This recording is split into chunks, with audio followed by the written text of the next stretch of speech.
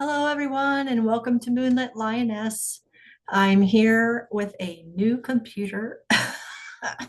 I was just recording with Tarot by Lupo, and my computer was acting up. There's some processing issues, etc. It was fine last Friday, working great, and then all of a sudden this week it's like, blah. So anyway, I finally got my new computer running, and let's get into Stargazing Sunday. This is going to be a firecracker of a week because there is just so much change happening, and I think people will feel it, right? So, starting today and this evening, we've got Mars moving into Gemini from Taurus. So it's going to get into another masculine sign as opposed to Taurus, which it doesn't like to be in a whole lot. It's a fall sign or detriment, and it's a female sign, feminine sign, but now it's in an air sign. And so I think it's going to really rev up the energy. Plus, Gemini is information and communications and things like that. And Mars is where, you just got to put your energy, you've just got to put it there. And psychologically, I think it's just going to lead up to, I mean, we can already feel it, but it's going to lead up to a lot more um, information coming out, about things that are going on in the world. I always forget to do this, but anyway. So we got Mars this evening going into Gemini. And then tomorrow on Monday, we've got Mercury retrograde happening. So first we're going to get, depending on where you are in the world, here in Eastern Standard Time, it's going to be about 1:30 in the afternoon. But, Mercury is going to go retrograde. And when it goes retrograde, Mercury is a very fast moving planet. It's other than the moon, it's like the fastest moving planet. Moon, not a planet, but and when it goes into retrograde, it's got a, it's not actually stopping and slowing and going backwards, but from our viewpoint and the way the energy is hitting us here on Earth, it slows down, and so it's concentrating that energy for a short period of time. And Mercury rules Gemini, so I think with Mars going into Gemini, with the information, an information sign, about information and that emphasis. And now we've got Mercury going retrograde. Now, once it goes retrograde, it's about reassessing things, looking in the past, reassessing things. But that short moment, there's this concentration of things about energy, or things about information and communication. So, and then on top of that, at 8 p.m. Eastern Standard Time, we have a full moon in Capricorn, which is about, Capricorn is about our systems and structures, right? And what we build, what we've built up. And, for everyone, this could be financial system, banking system, all kinds of systems. So, and full moons are the culmination, fruition, or revelation. My new laptop is flashing signs at me on top of my screen here. Anyway, so you've got a revelation, and then you've got this emphasis on communication, information.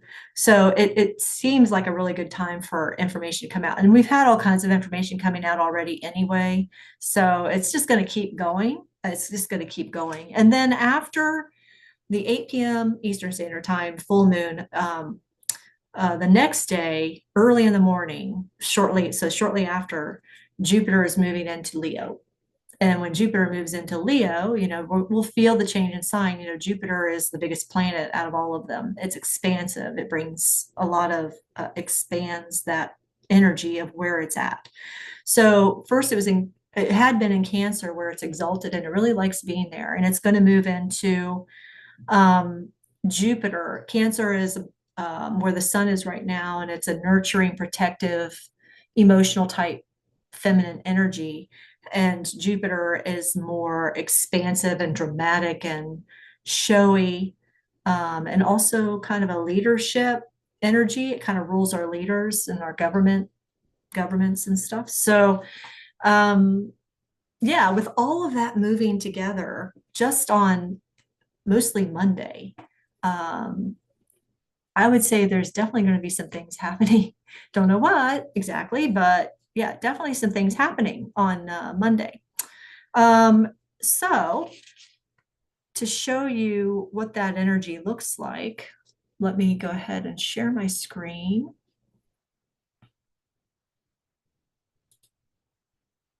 And hopefully I'm finding the right place to share.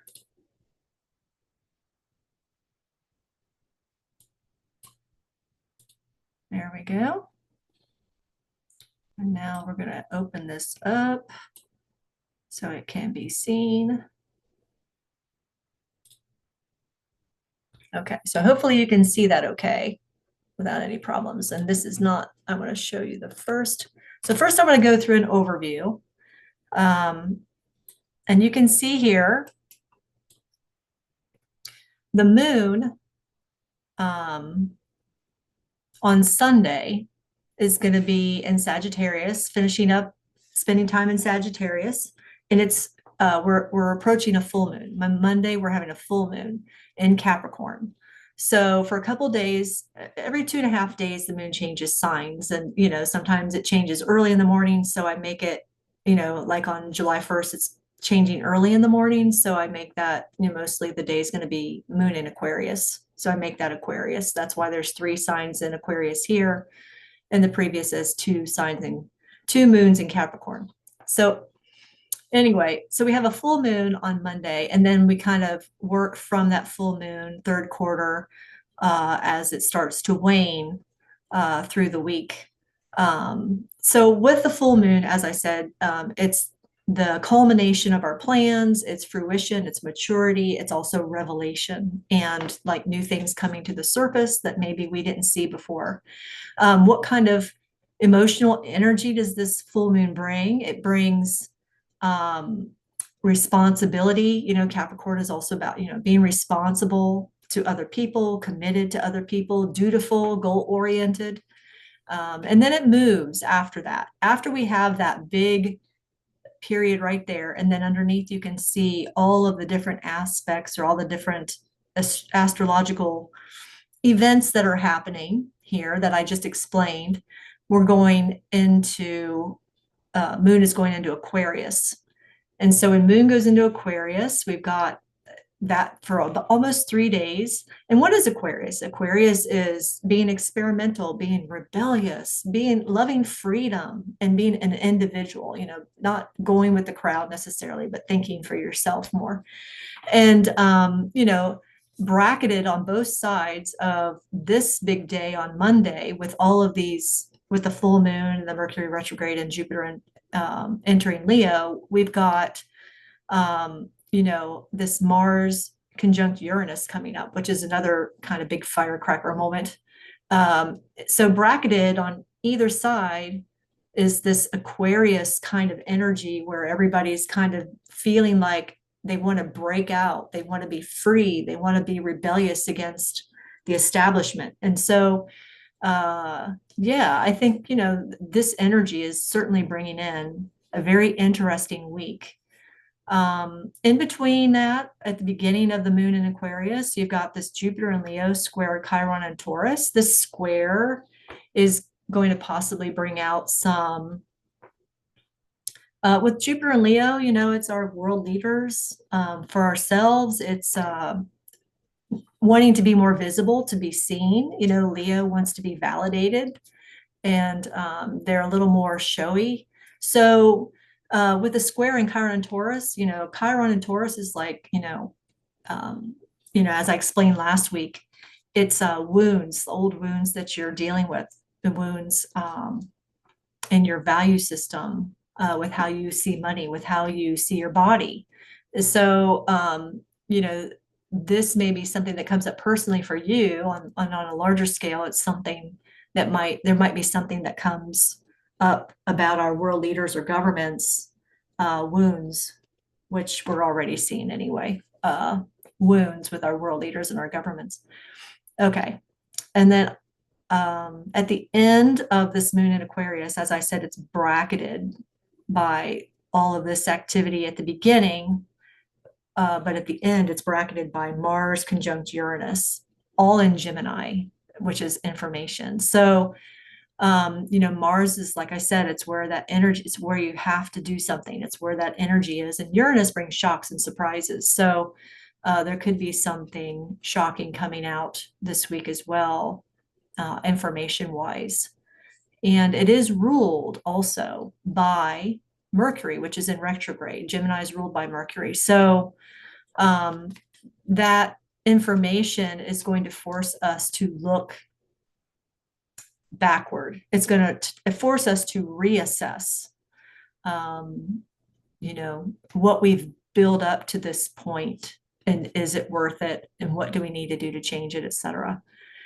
Sorry, this is cut off here. I'm not sure why. But the last slide, the last column here says Mars and Gemini, sextile Neptune and Aries. So by Saturday, by July 4th, we're going to have this nice sextile to Neptune. And a sextile is a nice aspect. It's like we're taking initiative to be more spiritual about this. It's like we learn something new that causes some concern and makes us reassess and look back. And then we take a kind of a spiritual look at it and a more spiritual view of things, and take a higher road as to what are we going to do about this now.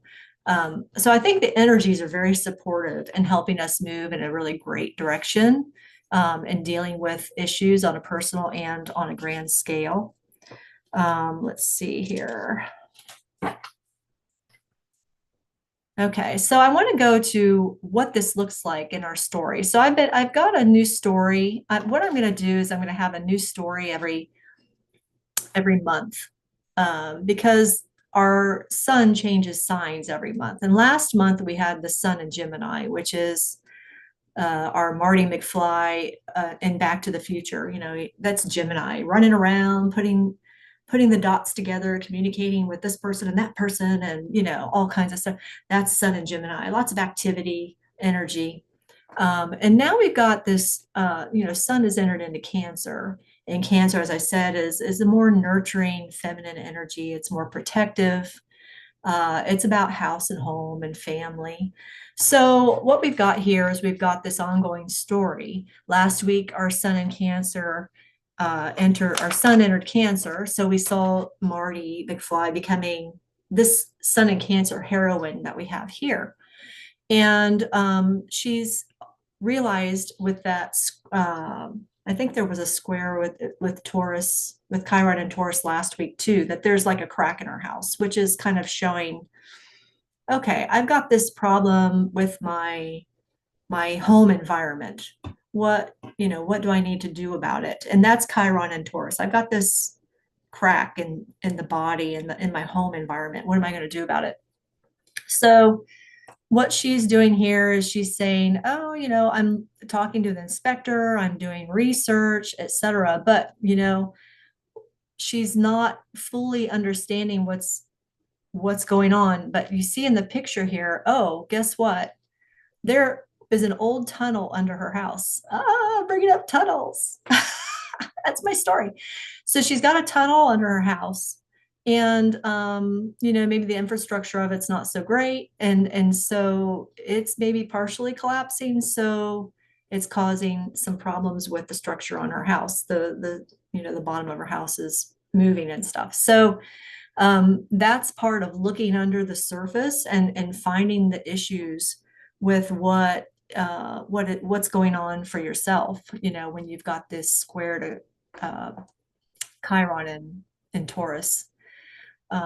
So that's what she's doing. She's investigating, she's looking. When we've got a Mercury retrograde, that's the best way to spend the time, is to do the research and to figure out what's going on. Yeah, here it says, don't rush. Yeah, don't rush into a solution, because while you're in Mercury retrograde, it's probably not going to help a whole lot anyway to try to solve a problem, a new problem, while you're in Mercury retrograde.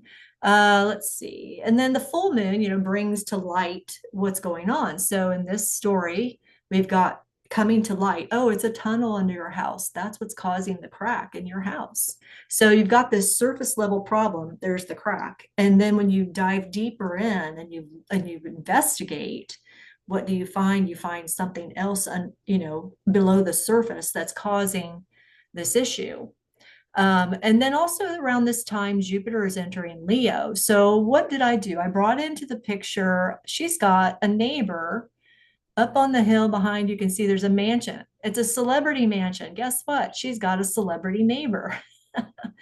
And maybe that neighbor knows something about the tunnels. So let's go find out, right? So, Jupiter in Leo is expanding. Leo governs celebrities. Leo also governs leaders, people who are out in front of us and, showing themselves and enjoying and basking in the validation of being a Leo. So that's what's kind of happening with this energy at the beginning of the week. We've got problems. We need to investigate our problems. There's things coming to the surface telling us something about what the problem is from, and then there's going to be maybe some people getting involved that are out in front of the camera, etc., maybe, who are attached to these problems. We will find out, won't we? So let's go on to the end of the week. At the end of the week, like I said, we've got this Mars-Uranus conjunction happening. And the interesting thing about the Mars-Uranus conjunction is that, let me see if I can get this to exact a little. No, it's going to be the way it is. So it happens right here. So if you look at the chart, you can see this triangle, that mini grand trine I've been talking about forever. And then you've got Mars coming in, moving faster. Uranus has kind of been hanging out here, and it's going to hit Uranus on Friday. Okay. And when Mars and Uranus get together, it always causes a lot of, Mars is strong energy, heat, energy. Uranus is shocks and surprises. So you can, you think explosion, something really strong, right? And I see this as kind of like ringing the bell. It's like, this is the bell. For whatever reason in my mind, I just have it over and over again, ringing that church bell, ringing that church bell. And I think it's because church bells are, it's like ringing to the people saying it's time for church, or it's time, time for something, or it's 12 o'clock, or it kind of broadcasts information. And this is happening in Gemini, which is about information. So I think of, sometimes this can bring war and skirmishes. Sometimes it can bring accidents. It's not always pleasant, but, you've got it ruled by Mercury retrograde, which is helpful because it kind of tones down that energy a little bit. And then you've got it happening on this trine, which I've said over and over. I think there's something protective about this energy, because you've got overlap. You've got Uranus connecting to Pluto, which is in its own sign of Aquarius. And it's just a more protective energy. So I think this is just going to be more about information. There will be things happening. But I think there's just going to be a lot of information coming out. So what I have here in our picture to kind of show what this energy looks like is you've got our Jupiter and Leo, got the celebrity from the mansion over here, looking all glamorous, saying these tunnels are part of my family's past. I'd rather keep that buried, So there's like these people connected to the problem that really don't want to for it to be exposed. And then you've got our Sun in Cancer, the people. This is like the people learning from, what's this? This is our Mars-Uranus conjunction, which is shocking. So you've got Mars, which is like a military, it can be very militaristic.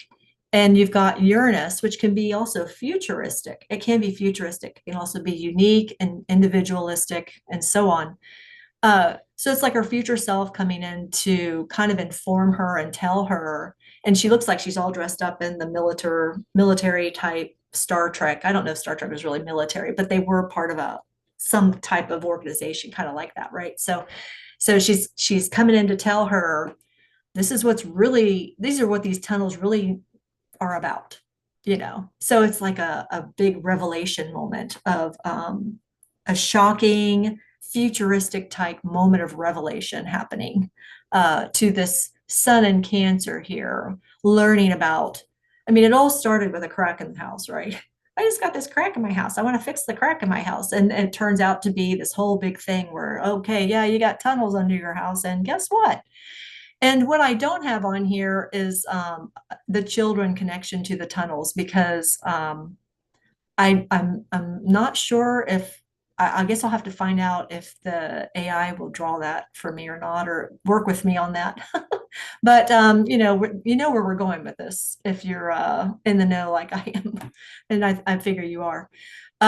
So anyway, that's kind of the energy of the week. There's going to be something unique and shocking. It's Mars and Uranus together, and it's just going to be that way.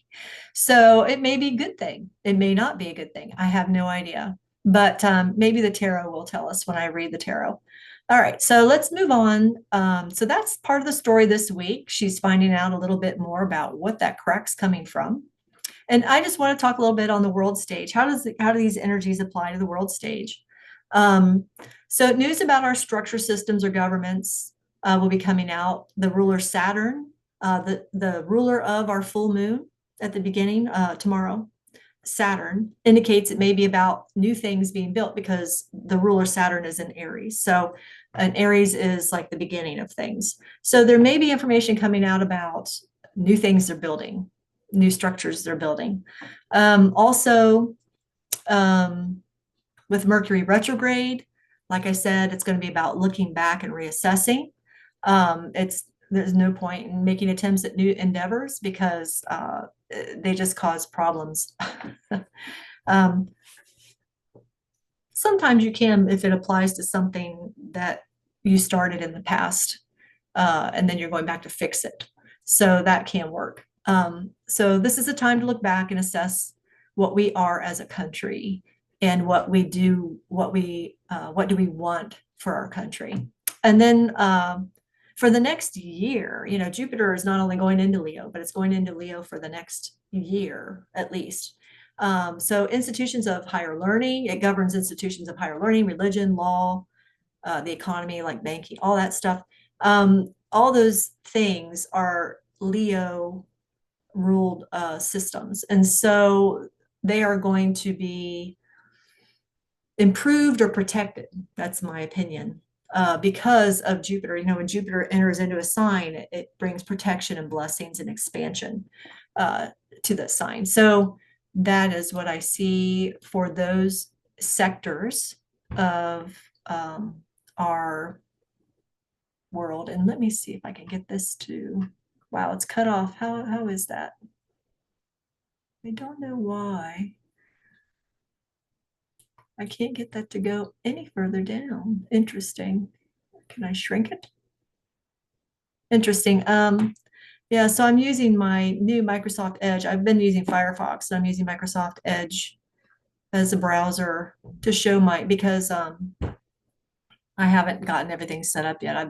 It's been a whirlwind just trying to get over to this new, but it's cut off at the bottom. So I'm just going to read the bottom and try to remember what the rest of it says. But Mars conjunct Uranus and Gemini most likely is showing us shocking news.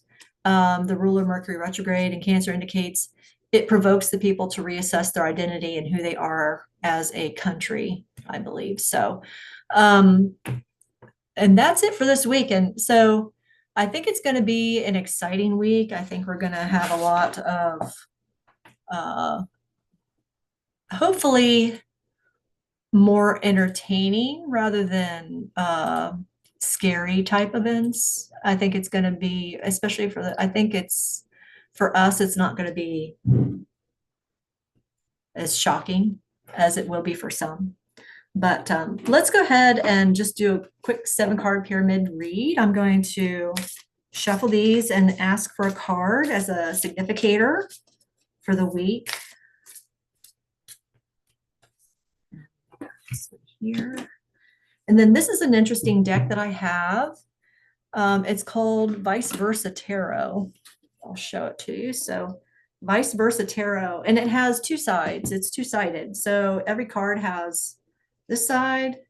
It's like the front and the back, which is interesting. So on this side, you can see just the man, and he came up in my read when I did my collaboration with Tarot by Lupo today.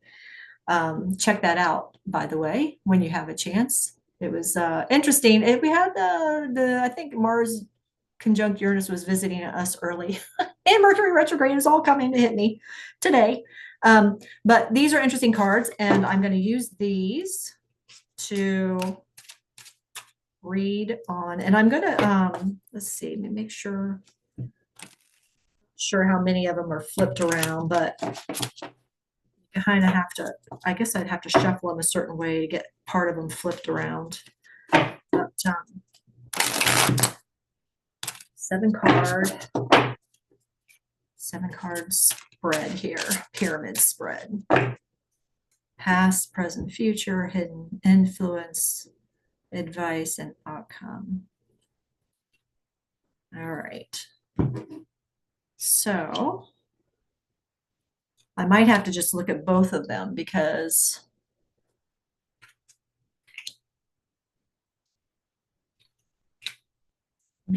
of how I'm putting them out here.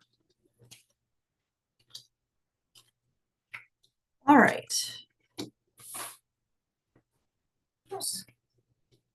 The only thing I don't like about having this fabric on here is it moves around on me. Okay. Now, so past, we've got, okay, first let's look at her. We've got the Stargate heart chakra opening, unlocking generosity. Wow, I really love that. Heart chakra opening, unlocking generosity. You know, our nodes have been in South Node Virgo, North Node Pisces for quite a while. I can't remember how long they're in each sign, but it takes 19 years for it to go around the zodiac. So it's a little more than a year, but they're just getting ready to change. It won't be much longer, and they will change to where the South Node will be in Leo and the North Node will be in Aquarius. And I think this is related to that. I think, you know, usually when something is finishing up a sign, there can be a lot of extra energy, like finishing up unfinished business. So it's like, you know, with this Firecracker week, it's like we're finishing up unfinished business, and we're moving more toward that North Node in Pisces, that generosity, you know, the compassion for other people, the trusting in our own heart, the heart chakra opening, trusting in ourselves, etc. So I think that's kind of connected to how we just keep moving, just little by little. Every aspect that hits, you know, it just pushes us more and more in that direction.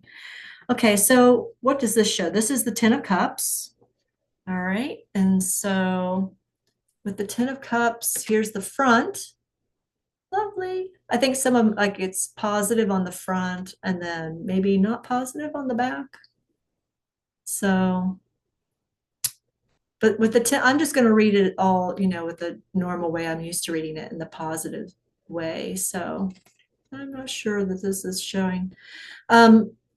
So we've got the couple, the Ten of Cups is the happy family. And usually the Ten of Cups are over the top on the rainbow. And I think that, you know, that we've been living in this place where we think we're happy and we think we're okay. And then we realize we're still not satisfied, you know?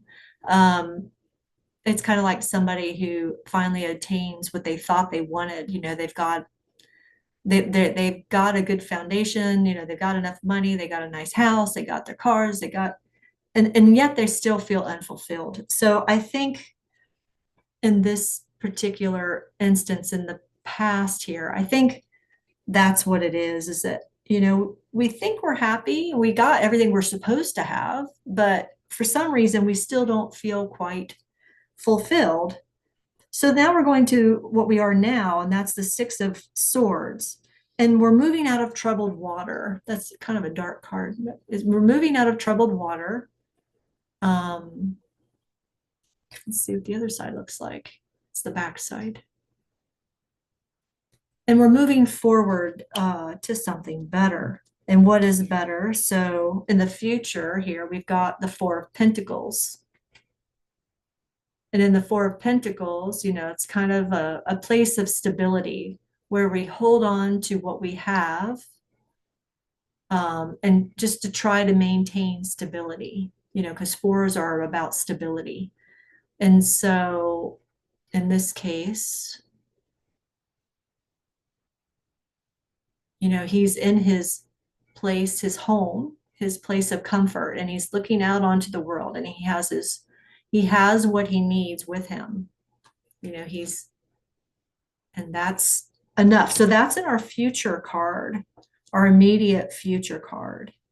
Okay, so we're going from a place where we thought we were okay, but we're kind of finding out, oh, maybe I'm still not satisfied. And we're kind of slowly moving towards something where we're trying to maintain a stability, perhaps while we find ourselves in a way, I guess, right? While we're trying to find what really does satisfy us. What's the hidden influence here? We've got the Fool card. Yeah, so it's like a new journey. What's what the Fool does? He goes on a new journey, and kind of trusts in the universe, trusts in the divine, trusts in self, to lead him where he needs to go. So that is the hidden influence. That is the underlying theme of this week. It's about us finding what really satisfies us, right?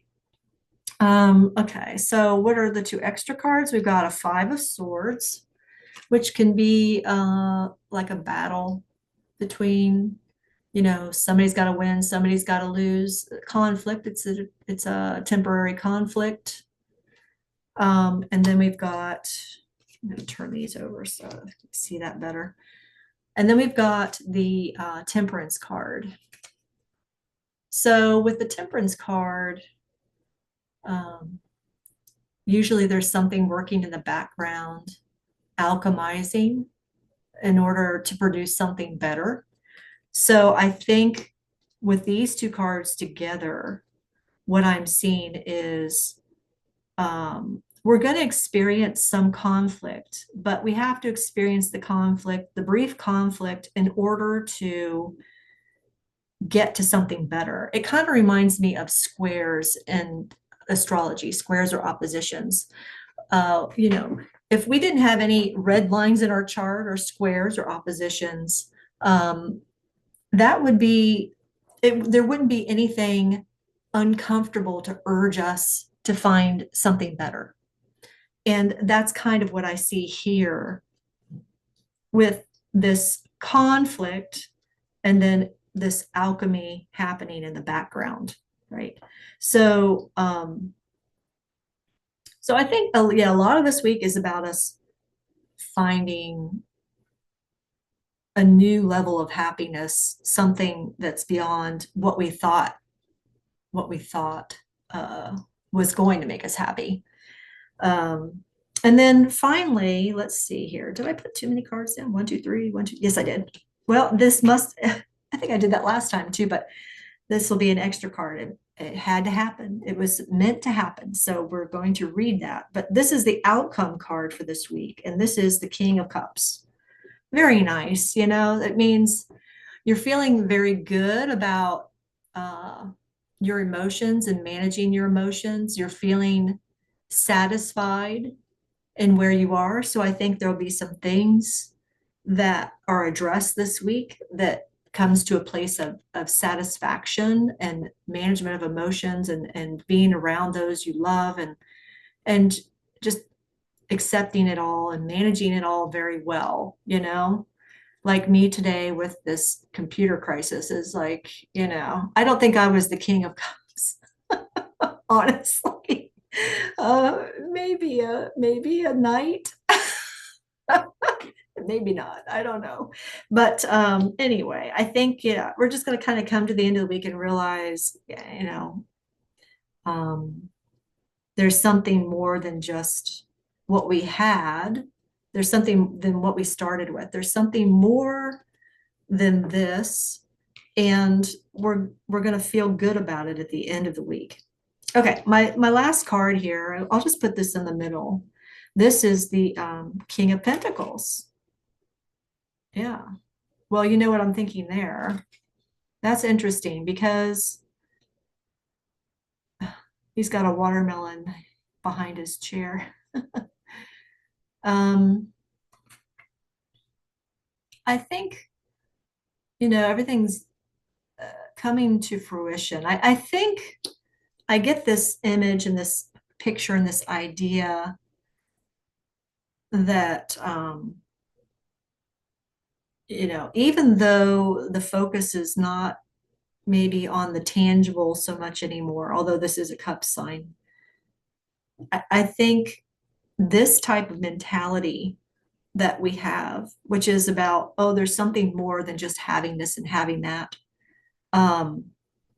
I think the type of mentality and the thought process that goes into understanding that is going to lead us to actually being physically wealthier than before, because it's a King of Pentacles. So changing a mindset is going to change how wealthy we see ourselves or how wealthy we actually are, So anyway, okay, that is the reading for the week. I hope you enjoyed it. I hope you have a wonderful week coming up. For those of you in the United States, happy Independence Day. Do be careful, Mars. I'm actually, driving to visit family with my family. I'll be on the road, and it just can't be helped. It's going to happen. But I anticipate, Mars conjunct Uranus could, especially with Gemini, which is local travel, etc. It could be, there could be some backups on the road. Hopefully not. I pray not. But that kind of thing can happen. So just be careful out there. Be very, very defensive and getting around, and be careful. But enjoy your week too. And I will see you on what's the word Wednesday. When I'll be doing a read on something, not sure what yet, but I'll be doing a read on something. And I hope you have a great week.